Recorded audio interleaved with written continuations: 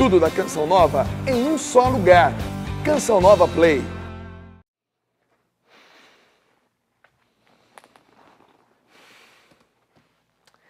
Você acredita em superstições? Já teve algum tipo de envolvimento com prática oculta?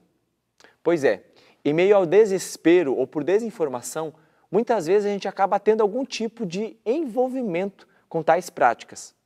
E o pior é que não sabemos mensurar as consequências e os efeitos que essa busca pode causar na vida de alguém, a curto, médio ou longo prazo. Revolução Jesus de hoje quer trazer até você essa temática, superstições, essas práticas ocultas. O que elas têm gerado, o que elas têm feito, como não entrar nessa? Ou se você já vivenciou em algum momento da sua vida, existe algo a ser feito? Não sai daí, Revolução Jesus só está começando e a gente quer ajudar você.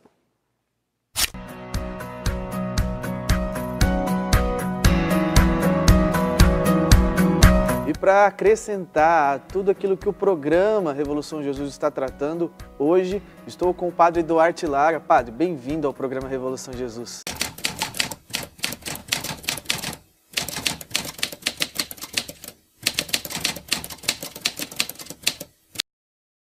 Obrigado, Jonathan. É um prazer. Ótimo. Padre, eu vou direto ao ponto. Superstições e práticas ocultas. Como surgiu isso? E qual o efeito disso numa pessoa que se envolve com essas superstições, com práticas ocultas? Então, as superstições e as práticas ocultas são tão antigas como o homem, né? Ou seja, o ser humano, e isso você pode constatar estudando todas as grandes religiões, a história das religiões, é um ser naturalmente religioso. E o homem, também na sua experiência de Deus, e consegue perceber que existem outras realidades espirituais que não são o Deus, Criador do céu e da terra, e que eu me posso associar a essas realidades espirituais para lhes pedir ajuda. No fundo é todo o mundo angélico. Existem anjos e existem anjos que são bons e existem anjos que são maus. E essa experiência, como eu dizia, é um denominador comum de todas as grandes religiões.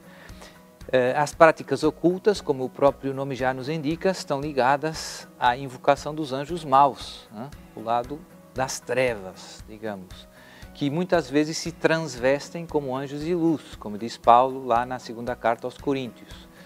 E, no fundo, o homem recorre às forças sobre-humanas, digamos assim, quando experimenta situações nas quais se encontra, digamos que encruzilhado, problemas de saúde, problemas materiais, problemas matrimoniais, familiares, tudo que é problema, não é? Você, se a sua fé em Deus não é muito viva, você acaba se jogando, se agarrando a essas outras alternativas. Danilo Gesualdo, vamos lá agora, nós estamos falando sobre a questão da ação do mal, né, na vida das pessoas. Sim. Como que o mal ele pode influenciar a vida de alguém? Eu já vou fazer uma dobradinha aqui. Claro. Existem portas de abertura que propiciam a entrada do mal, a ação do mal na vida de alguém? Sim, eu acredito que o mal ele tem dois tipos de influências, a gente costuma categorizar. Aquilo que é uma influência direta do mal e que é inequívoca, ali nós sabemos e determinamos que ali existe uma presença maligna ou uma presença diabólica, e aquilo que é uma maneira de influência indireta do mal. Então a gente costuma categorizar nessas duas realidades. E existem portas, claro, que abrem essa ação tanto para a ação direta como para essa ação indireta do mal. Geralmente, a busca por aquilo que é oculto é uma das maiores portas que influenciam uma ação diabólica de maneira direta ou indireta. Porque é incrível, Thiago, como eu tenho percebido nesses últimos anos, principalmente lidando com essa realidade, que existe um fator determinante, ou melhor, dois fatores determinantes que abrem essas portas nesses tipos de influência. A primeira, e eu coloquei até um capítulo no meu livro, Livre de Todo Mal, que a abordagem é assim: sei reconhecer uma alma desesperada. Esse é um título. É como se fosse uma frase do próprio demônio dizendo, né? Isso é uma grande porta de entrada para o mal, porque as pessoas se veem em determinadas realidades, em determinadas circunstâncias da sua vida, que elas não sabem mais a quem recorrer. Nossa. E diante desta realidade, qualquer tipo de ajuda que aparece e que ofereçam, essas pessoas entram de cabeça, né? E muitas vezes sem avaliar as consequências da ação delas nesse sentido. E isso abre diretamente, e claro, isso quando elas recorrem à ajuda em lugares onde de fato Deus não está agindo e tem uma forma de ocultismo, ou abertamente, declaradamente, ou uma forma velada de ocultismo. Então isso abre essas portas para a ação do mal. E o que eu tenho percebido muito na questão da juventude, que também é uma abertura de porta, é a curiosidade. Os adolescentes atualmente estão com uma curiosidade e uma busca de prever o futuro, de adivinhar aquilo que vai acontecer com ele, uma ânsia de saber o futuro que também tem influenciado essa ação do mal. E aí as consequências podem ser nefastas, né, nesse sentido, porque a realidade é que as pessoas se envolvem de fato com o ocultismo pesado, real, né, com Até contato, na ignorância ali estão buscando... A grande maioria das pessoas, elas se envolvem com a realidade diabólica oculta por ignorância e depois as consequências vêm. E a consequência de uma pessoa que se agarra, que se envereda num caminho como esse?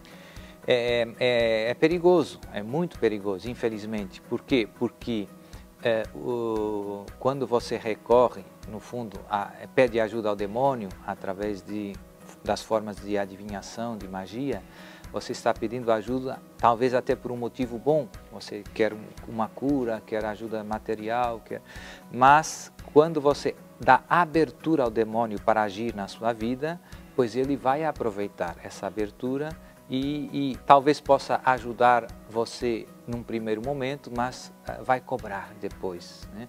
Depois não vai querer largar você. E ele não ama você, ao contrário de Deus e dos anjos bons.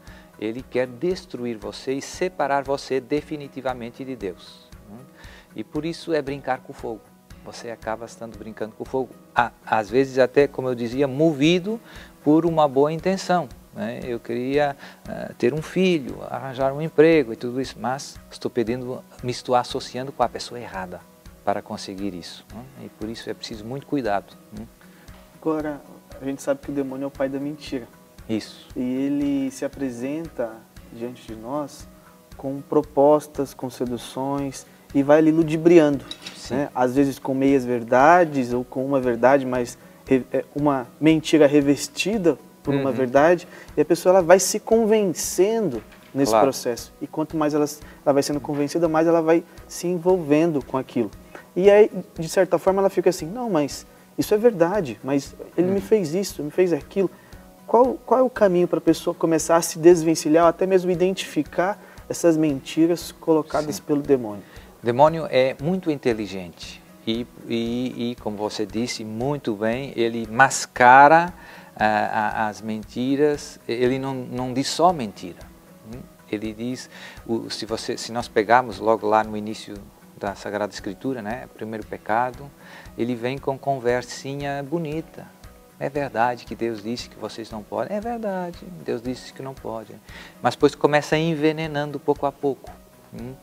E por isso o conselho mais importante é não entrar em diálogo com o demônio, porque é muito perigoso, é muito imprudente, porque ele é muito inteligente e ele enrola você com grande facilidade. Como podemos sair, como podemos ser, no fundo, iluminados pela verdade, aproximando-nos de Jesus, que é o caminho, a verdade e a vida. Então, é uma graça, não existe vitória contra o mal pelas nossas próprias forças. Tem que ser Deus que nos defende, que nos ilumina, que nos resgata dos enganos e das ciladas do inimigo. Por isso é que é tão importante uma vida na graça, uma vida de caminhada. Não existe, no fundo, um estado neutro. Ou você está em comunhão com Deus, na graça de Deus, ou você está em pecado. Se você está em pecado, de algum modo, biblicamente, nós diríamos que você é um filho das trevas, no sentido que o demônio engana você com muita facilidade, pega você muito facilmente. E por isso, o único lugar seguro é a nossa comunhão com Deus em Cristo Jesus. Nossa, claro, como você disse, né? Às vezes no desespero ou pela curiosidade, né? Acaba buscando e acaba que nós seres humanos temos uma atração por aquilo que é sobrenatural, que é próprio, né? De todo ser, né? O transcendente e tal. Mas claro que estamos falando de uma ação do mal, né? Se eu estou sendo influenciado por esse mal, né? Então eu busquei, seja na ignorância ou pela curiosidade. Existem sinais na minha vida que indicam de que eu estou recebendo uma influência do mal ou de que tem uma porta aí aberta e de que eu acabo sendo afetado por isso? Eu consigo perceber em sinais, seja no comportamento, seja nos sentimentos. Muitas vezes a gente ouve jovens falar e relatarem os meus pensamentos que me perturbam. Existem coisas assim mais pontuais que a gente consegue sinalizar? Conseguimos, não é fácil, né? Eu sempre gosto de lidar com a questão de não ir para os extremos, porque a gente corre um grande erro de ir para o extremo, de achar que essas realidades nunca vão influenciar, o que nunca é uma ação diabólica, é uma percepção somente humana, e a gente corre o risco do outro extremo, né? Que é de fato colocar tudo como uma ação diabólica e uma consequência do demônio, da ação do demônio sobre a nossa vida. Mas existem fatores que são que nos apontam ou nos ajudam no discernimento, principalmente quando se trata de uma influência indireta do demônio. Então, por exemplo, quando as pessoas elas recorrem a esses lugares, né, ou a essas pessoas que mexem com realidades ocultas, e ela começa a perceber que na vida dela coisas estranhas começam a acontecer, pode ser um indício ou um sinal de que possa ter uma influência diabólica por detrás daquilo. O extremo da percepção de uma influência diabólica é o que a gente chama dos distúrbios extraordinários do demônio, que aí vem desde uma obsessão diabólica, que são aqueles pensamentos ou situações mesmo na qual o demônio ele influencia de maneira obsessiva, e a gente costuma dizer, tanto no período de tempo quanto na quantidade de vezes que aquela realidade, de repente, por exemplo, pessoas que nunca tiveram o desejo da morte, ou nunca desejaram a morte ou se suicidar, e de repente elas vão a determinados lugares ou têm contato com determinadas pessoas, e a partir daquele momento um desejo de morte obsessivo começa a permanecer dentro dela, ou de se ferir, ou de se matar. Então, isso são alguns sinais. Então, esses distúrbios extraordinários são uma indicação de que ali pode realmente estar havendo uma influência direta do mal. E aí são tipos de características que a própria Associação Internacional dos Exorcistas deu como nomenclatura, que é a obsessão diabólica, a vexação diabólica, chegando até mesmo à possessão diabólica. Então existem casos que são visíveis e a gente consegue discernir essas realidades. Agora tem casos que é necessário um tempo, atendimento, orações e conversas para a gente tentar achar o fio da meada para verificar aquilo que pode ser da própria pessoa, até mesmo do seu psicológico, ou se trata realmente de uma realidade espiritual por detrás daquilo. O que nem sempre é fácil. Nem sempre é fácil, a não ser que seja algo muito, como eu disse, né, algo muito aparente, visível já e ainda assim é preciso que a gente leve com todo o critério, porque existem distúrbios psiquiátricos que se assemelham demais. A linha é muito tênue, né, a determinadas doenças psiquiátricas com determinados distúrbios diabólicos. Então a prudência, a cautela é sempre um ponto base para que a gente defina essas ações e essas consequências do mal, da busca do ocultismo. O que nós podemos pensar a respeito do Halloween? Bom, para responder essa pergunta, a gente precisaria primeiro saber o que era o Halloween, no que é que ele se transformou e o que é que nós podemos fazer com ele no futuro. Ou seja, passado, presente e futuro. São 3 partes da nossa resposta. A primeira parte, o passado. Qual é a origem do Halloween? Bom, infelizmente aqui no Brasil nós traduzimos Halloween como Dia das Bruxas, mas não tem nada a ver. Halloween é uma abreviação de All Hallows Eve, ou seja, a véspera, Eve, da solenidade de Todos os Santos, All Hallows. É uma expressão inglesa antiga. Mas como é possível que uma festa de bruxas tenha origem no calendário litúrgico católico? Que estranho. Bom, o que acontece é o seguinte. O mês de novembro é dedicado na Igreja Católica à reflexão a respeito dos novíssimos, ou seja, das realidades últimas que nós iremos viver. Por isso, nós sabemos que existem fiéis que já estão salvos e que estão no céu, são os santos. Mas existem fiéis que já estão salvos, mas ainda não estão no céu, são as almas do purgatório. E assim, durante todo o mês de novembro se dedica à oração e à comemoração tanto dos santos como dos fiéis defuntos. É tanto assim que no calendário próprio das várias ordens religiosas existem dias específicos em que se celebram todos os santos daquela ordem ou todos os defuntos daquela ordem durante todo o mês de novembro. Ora, o que acontece é que o que nós podemos fazer pelas almas dos fiéis no purgatório são várias coisas. Primeiro, podemos mandar celebrar missa, podemos rezar pela pessoa, podemos visitar os cemitérios, podemos fazer jejuns, mas existe uma quinta coisa que as pessoas se esquecem. Nós podemos fazer obras de caridade. E foi assim que, fazendo obra de caridade para com os pobres, que surgiu uma tradição daquilo que nós vemos no Halloween, que é o doce ou travessuras. O que é que acontecia? Na véspera da festa de Todos os Santos, porque ali já começava o tempo litúrgico, os pobres sabiam que podiam bater na porta das casas para receber esmolas. E as pessoas preparavam o chamado pão das almas. Era um pão confeccionado para ajudar os pobres. Acontece que esse pão foi se sofisticando, foi se transformando em guloseimas e aos pobres se uniram as crianças. Pois bem, já está aí explicada a origem daquilo que é um elemento essencial da festa de Halloween, o trick or treat. Pois bem, e aí? Mas é somente isso? Não. Também, na época de Todos os Santos, as pessoas visitavam os cemitérios para rezar pelos fiéis defuntos. Os cemitérios eram construídos ao lado da igreja.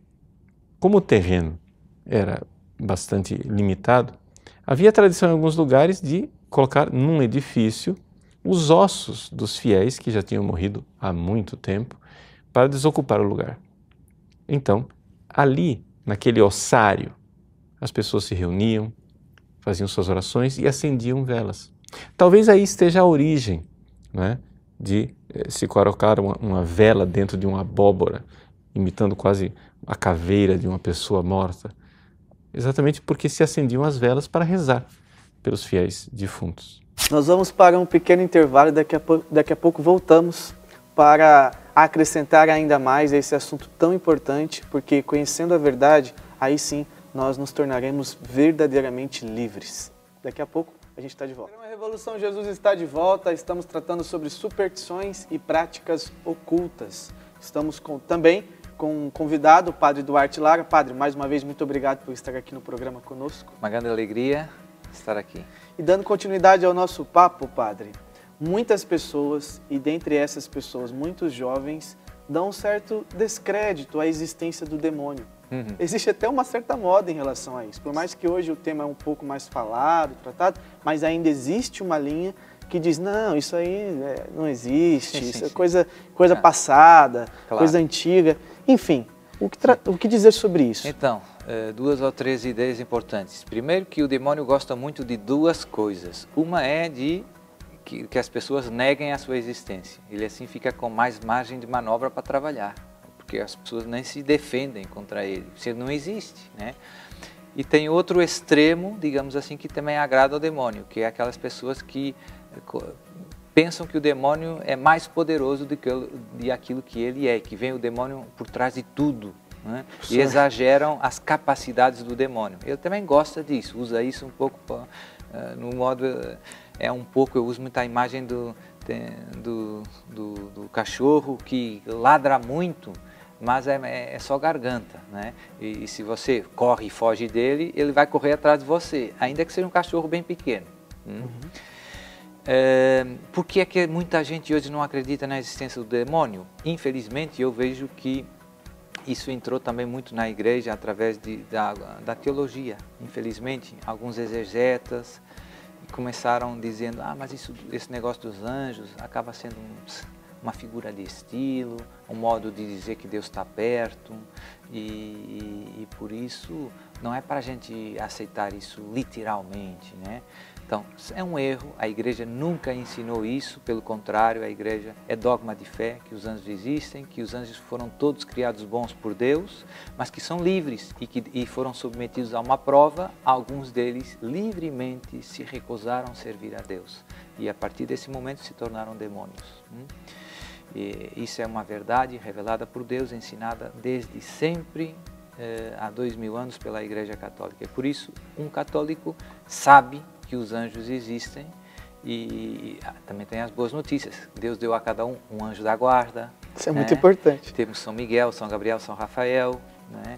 E um montão de anjos que nos acompanham. Na missa os anjos estão presentes. A gente reza com todos os anjos e santos, santos, santos. E por isso é uma realidade também consoladora, saber que nesse combate em que vivemos não temos só os nossos irmãos na fé, não temos só a igreja visível, mas tem também uma igreja invisível.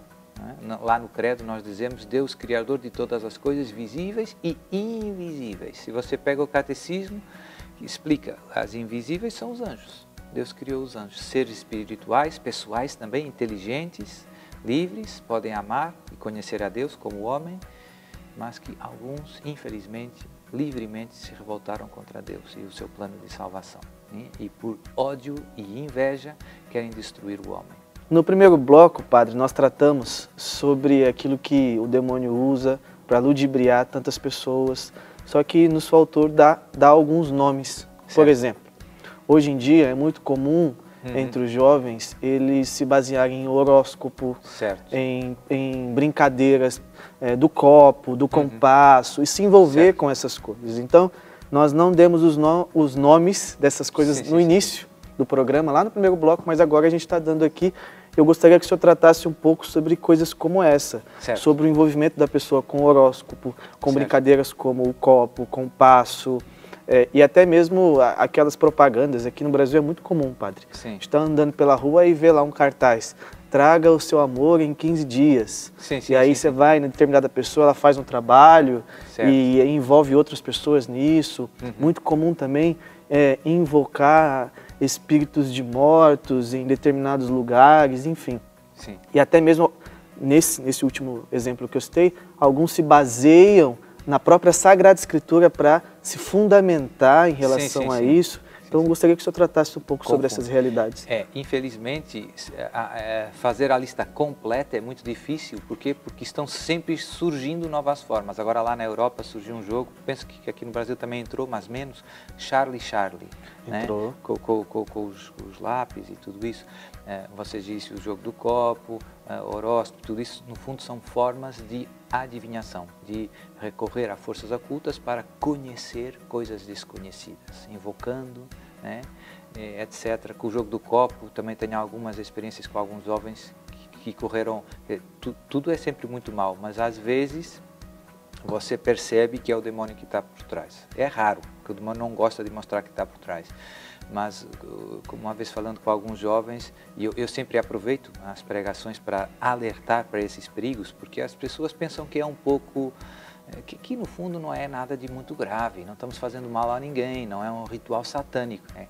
Você está invocando forças, os mortos, e o demônio se vai aproveitar, você está dando brecha. E uma vez uns jovens no jogo do copo, sempre eles se perguntam no início, é espírito bom ou é espírito mau?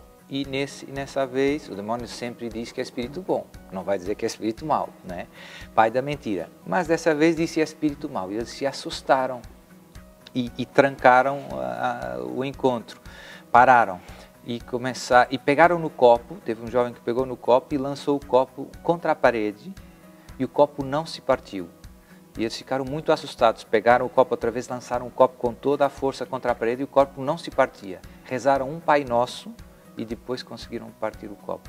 E um dos que participou nesse encontro ficou tão marcado por isso que passaram muitos anos, e ele veio contar para mim, padre, uma vez aconteceu isso. Então, é perigoso, é muito mais perigoso de quanto a gente pensa, e com facilidade, eu vejo que as pessoas com o horóscopo começam por curiosidade, mas vamos ver, quinta-feira é o seu dia de sorte, você vai encontrar alguém, né? Você começa dando ouvidos ao inimigo e a caindo, no fundo, nas formas de adivinhação, pois tem também todo o mundo das formas de magia. Normalmente os teólogos distinguem magia negra para fazer mal a alguém, mas depois tem a magia branca que hoje, infelizmente, engana muitas vezes muitos católicos. Né? Você vai e pensa que são terapias alternativas. Né? Você vai, agora tem as pulseirinhas não sei, quânticas, né? Ou, Fazer um equilíbrio. Então são tudo formas de amuletos, no fundo, né? Você usa isso, que isso tem uma energia que te vai dar sorte e tal. Não tem nenhum fundamento científico, é um puro engano e, no fundo, se você põe a sua confiança nesse objeto, como se ele te desse uma força extra, você está abrindo o seu coração ao oculto, né? E o demônio aproveita a brecha. E são pecados tecnicamente contra o primeiro mandamento da lei de Deus: não terás outros deuses, né? Nós não devemos nunca procurar a salvação fora de Deus. Só Deus nos ilumina, só Deus nos cura, nos salva, nos fortalece. Quando você vai para a concorrência, você no fundo está adulterando espiritualmente. Você está dizendo: Deus, você no fundo não me salva, quem me ajuda é o horóscopo. Agora falando daquela pessoa, Danilo, que está envolvida ou se envolveu e agora está tomando consciência disso, né? Como a gente falou, não sabia e foi no desespero, na curiosidade. Como eu faço para sair disso, né? Eu preciso passar, vou até usar um termo que comumente a gente ouve, por uma descontaminação, né? Se eu já procurei há tempos atrás e não fiz nenhum tipo de oração, não busquei nenhum tipo de ajuda, eu posso estar colhendo consequências ainda disso? Ou se eu estou agora no presente, envolvido, né? Quais são os passos para me libertar disso, para sair disso, ou como disse, usando esse termo, me descontaminar daquilo que eu busquei? Usam muito essa questão de contaminação, descontaminação. Isso. Eu não gosto muito, não, porque ele cai numas ambiguidades meio assim. Sim. Mas quanto a isso, eu tenho uma coisa importante a dizer, que as pessoas sempre relatam num certo tipo de ceticismo. As pessoas dizem assim: Danilo, eu busquei ou eu fui atrás dessas coisas, mas eu não tinha intenção. Então eu acredito que isso não vai fazer mal para mim, porque não era a minha intenção recorrer a essas fontes, ao ocultismo ou ao próprio demônio, ou a essas realidades voltadas ao espiritismo, que ferem a fé católica. E você acha que isso vai ou não me afetar se eu não tiver intenção? Eu sempre trago, e gosto de colocar, o exemplo do veneno. Se eu pedisse agora para o Tiago que eu tô com sede, dissesse para você que eu tô com sede, pedisse para você um copo de água, e você pegasse esse copo aqui e ao invés de água você colocasse veneno para mim. Veneno que não tem a aparência, não tem o cheiro de veneno, mas ele é veneno. Se o Danilo tomasse esse veneno com a intenção somente de matar a minha sede, Sem saber, né? sem saber que aquilo era veneno, o veneno faria ou não faria mal ao Danilo? É óbvio que ele faria mal, mas a minha intenção não era tomar veneno, a minha intenção era matar a minha sede. Então eu sempre trago essa alusão para que as pessoas percebam que ainda que quando elas buscam isso sem a intenção, isso pode trazer grandes prejuízos para elas, porque elas acham que porque buscaram sem a intenção, isso não vai trazer consequências para a vida dela, que é uma grande mentira.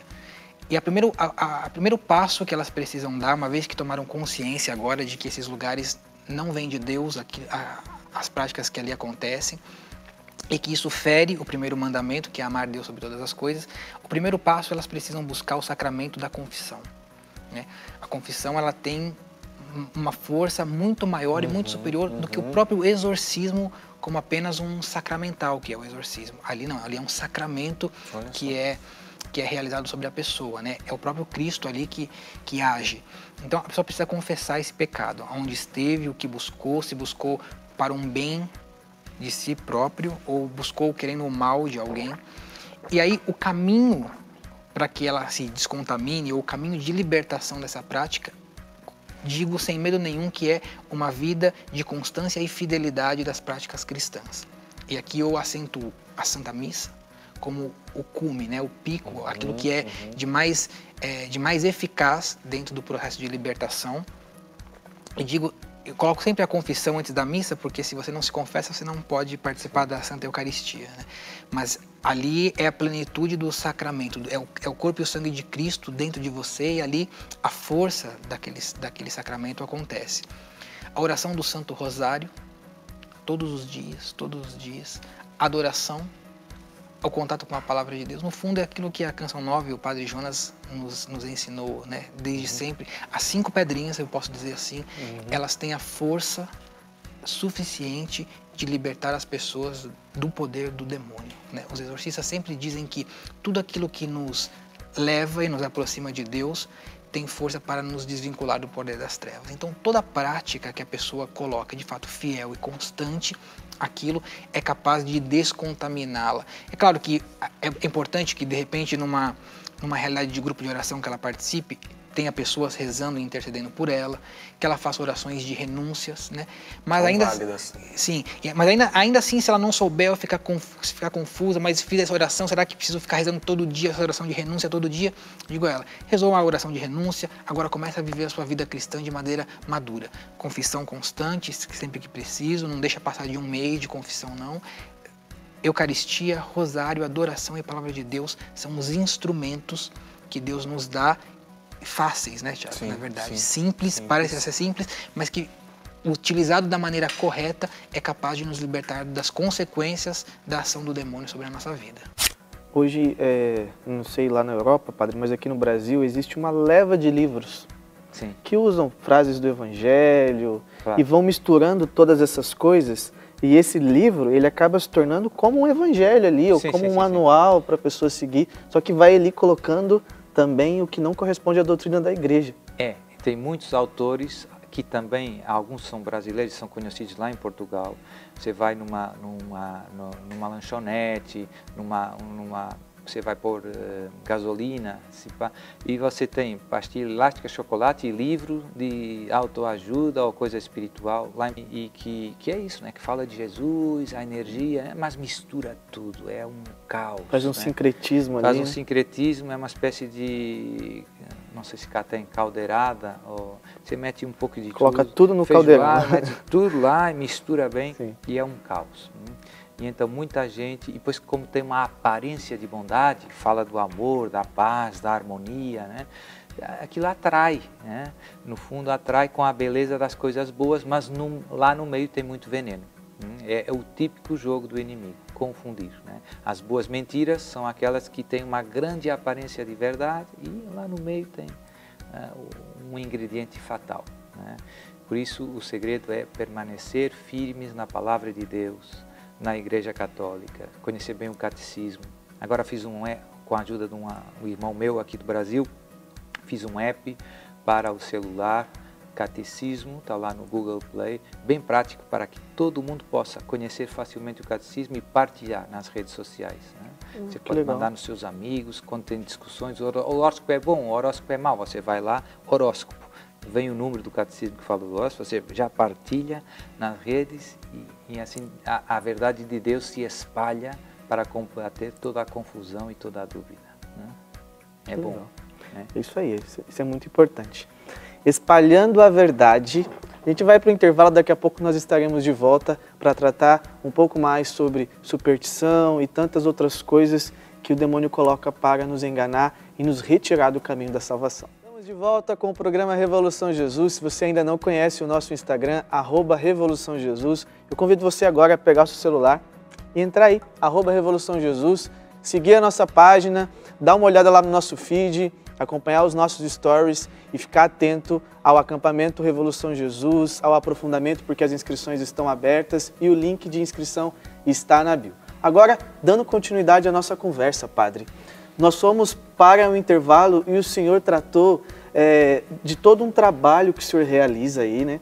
Um backstage, um trabalho de formação, um trabalho que acrescenta muito com apps, com site. Então, gostaria que o senhor comentasse um pouco mais sobre esse trabalho e o que o senhor tem feito, até mesmo para quem está nos acompanhando, depois poder dar uma pesquisada, indicar para um amigo, como o senhor comentou. Então, em 2002, eu comecei, eu ainda era seminarista, eu notava que com os meus amigos, muitas vezes surgiam as mesmas questões. E eu também ia tendo muito material interessante no meu computador. E ficava cansativo estar sempre mandando os e-mails e tudo isso. Então surgiu a ideia de, vou fazer um site para disponibilizar muitas coisas importantes para os jovens de hoje. Nessa altura eu era mais novinho, né? e assim, quem precisar pode. E então aí surgiu o site santidade.net, 2002.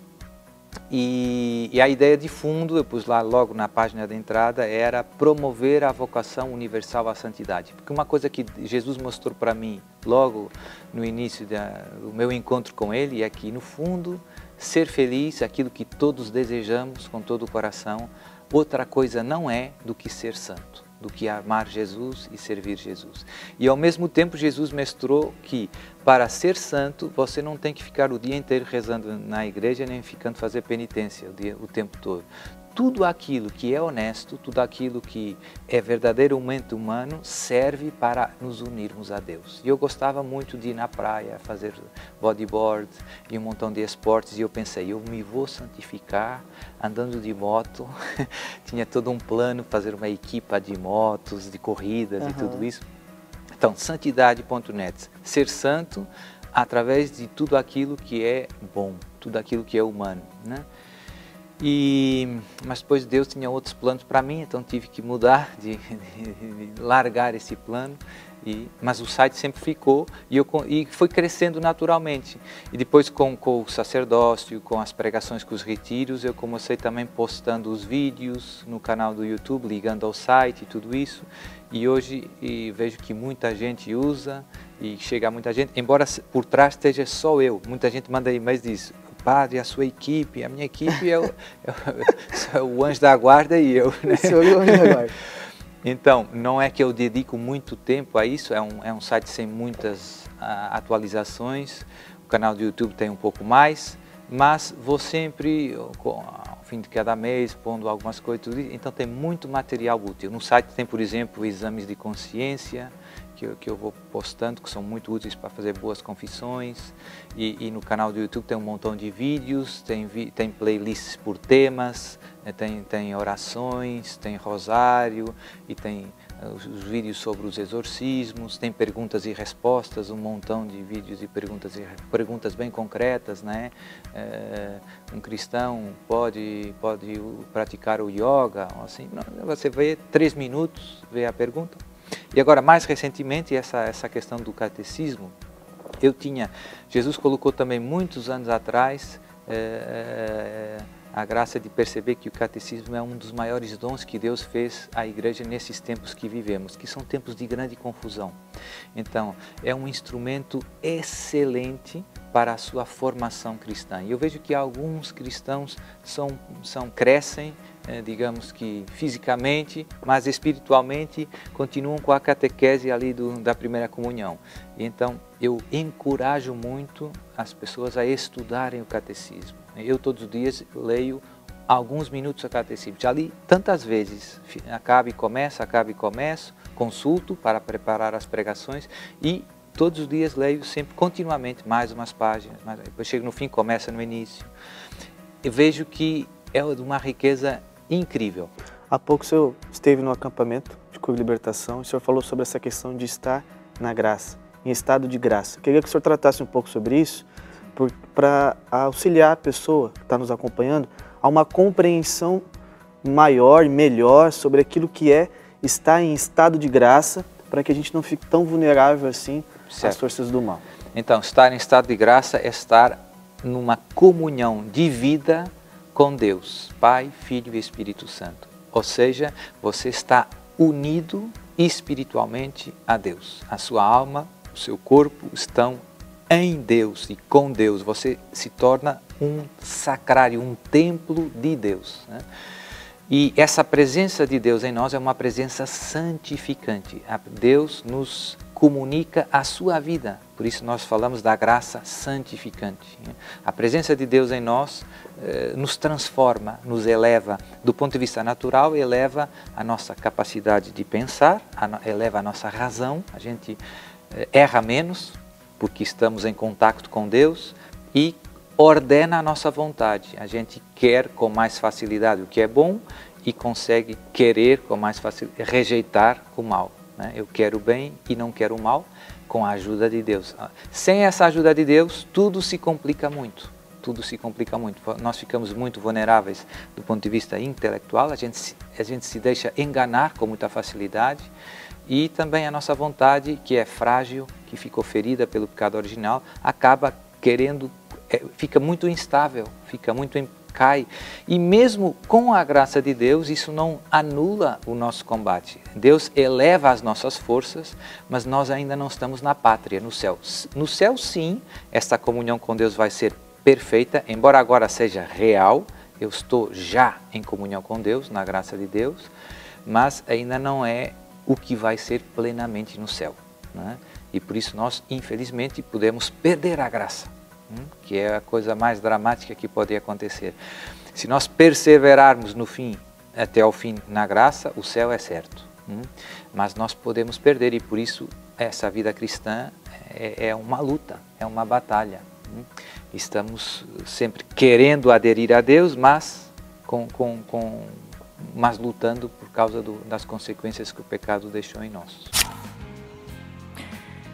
O Catecismo da Igreja Católica, na sua forma tão pedagógica de nos ensinar a doutrina da Igreja, fala da Igreja como a Igreja triunfante, a Igreja militante e a Igreja padecente ou penitente. Em primeiro lugar, é importante perceber que essa Igreja é uma só. Mas o que é essa dinâmica de uma Igreja triunfante, padecente e militante? A Igreja militante é a Igreja que está aqui entre nós. Somos homens e mulheres que, pelo batismo, assumimos a nossa condição de anunciar essa palavra de Deus nas comunidades, na missão que realizamos, toda essa ação humana da Igreja, rumo ao céu. Lá é a Igreja triunfante, homens e mulheres que encontraram o sentido da bem-aventurança, estão em paz, em graça diante de Deus e celebram hoje esta grande vitória, a grande ressurreição, a Igreja que está no céu. E a Igreja padecente ou penitente é essa Igreja de homens e mulheres que encontram a amizade com Deus, mas ainda necessitam de um tempo de purificação, aquilo que nós chamamos do tempo do purgatório. Preparar, cuidar esta plena purificação para, enfim, celebrar a grande Páscoa, a Páscoa definitiva do Senhor. É a linda Igreja de Jesus Cristo que espera por todos nós, na vida que estamos, no tempo da nossa vida, aqueles que estão no céu e aqueles que estão dentro desse tempo de purificação para poder chegar ao grande paraíso, à grande festa da ressurreição.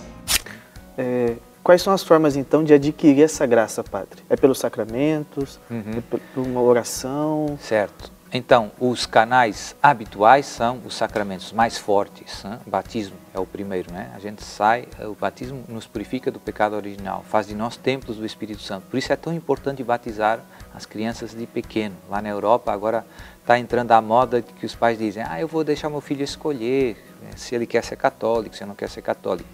Isso é sinal que esses pais perderam a fé. Porque se você vê que uma coisa é boa para você, e você dá para os seus filhos. Esses pais não dizem: eu vou deixar meu filho escolher se ele quer estudar, ou se ele quer fazer as vacinas, ou se ele quer comer, mesmo quando ele não quer comer. Por quê? Porque isso você sabe que é bom para ele. Essencial. E que faz falta para ele. Porque você ama ele, você dá o melhor que tem. E não tem nada maior do que Deus que você possa dar para alguém.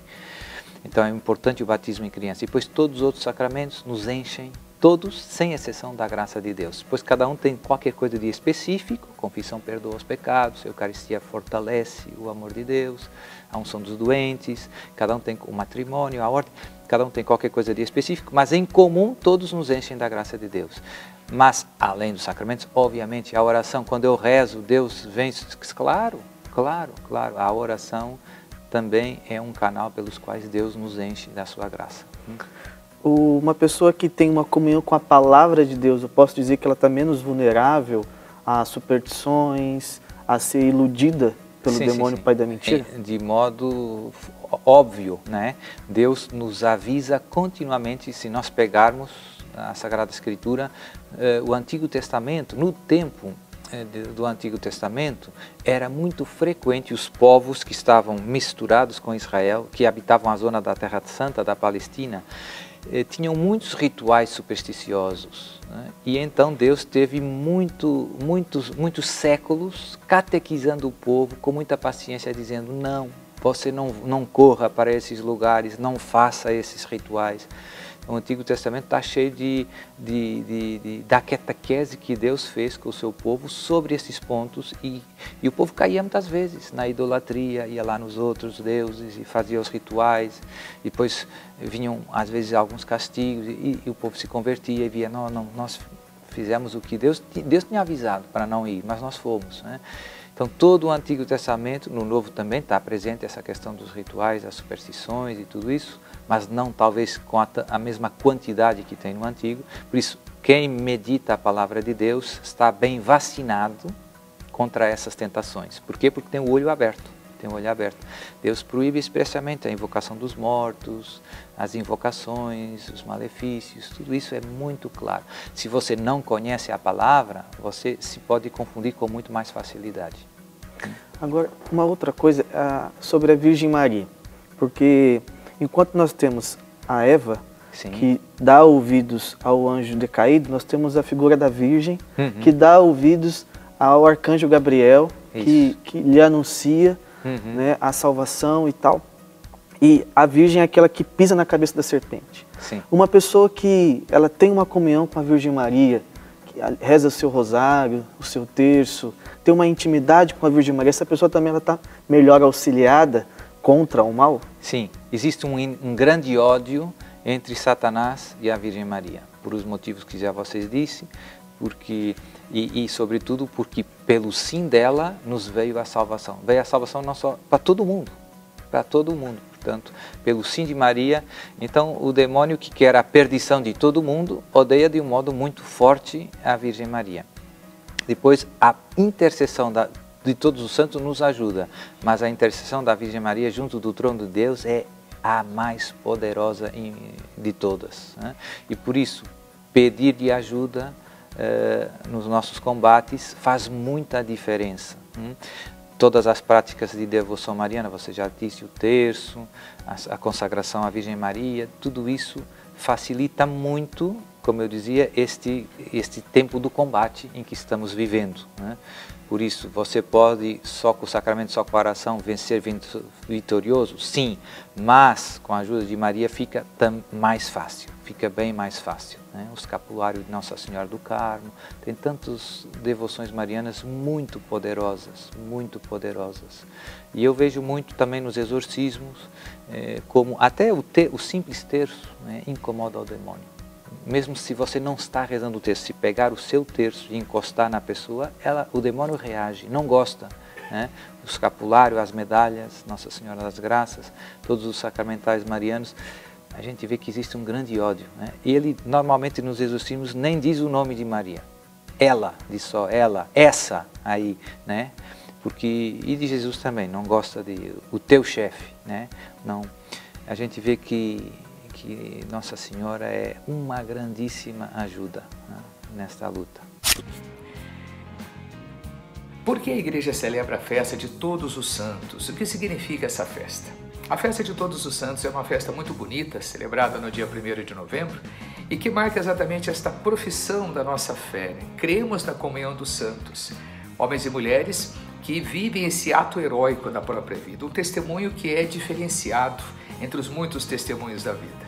Vivem uma vida normal, são pessoas normais, a santidade é para todos, mas que trazem uma marca muito forte de uma radicalidade, de um empenho pessoal na luta de escapar, de fugir de todas as tentações do mundo e viver uma vida regrada, uma vida toda ela voltada para aquilo que Deus espera de cada um de nós. Essa festa, ela entra num momento especial, logo após a festa que a sociedade celebra, Halloween, Festa das Bruxas, porque quer marcar também essa bonita festa, esse sentido, né, cristão, humano, que a graça de Deus ela reserva para todos nós. Então essa festa é celebrada exatamente neste dia.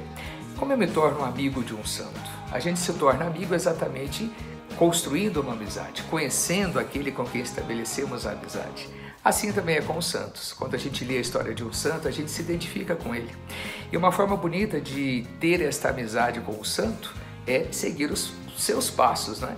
Creio que o santo do céu deseja isso. Se eu sou um admirador, se eu sou aquele que busco, né, um caminho de santidade, quero viver como Ele, e Ele espera isso de nós também. Por isso que a gente estabelece, né?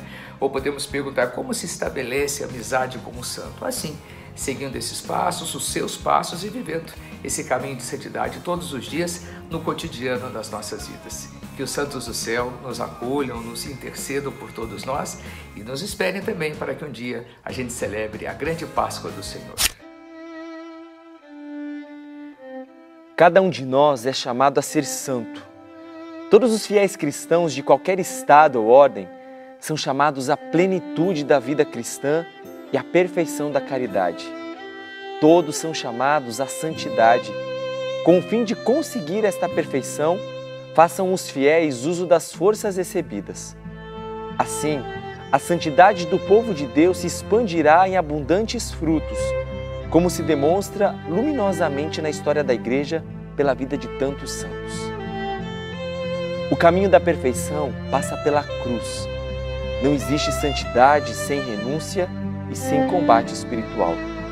O progresso espiritual da oração, mortificação, vida sacramental, meditação, luta contra si mesmo, é isto que nos leva gradualmente a viver na paz e na alegria das bem-aventuranças.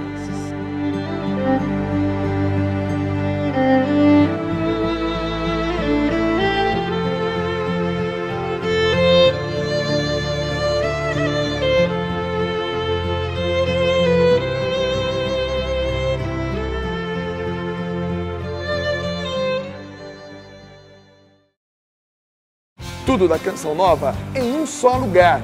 Canção Nova Play.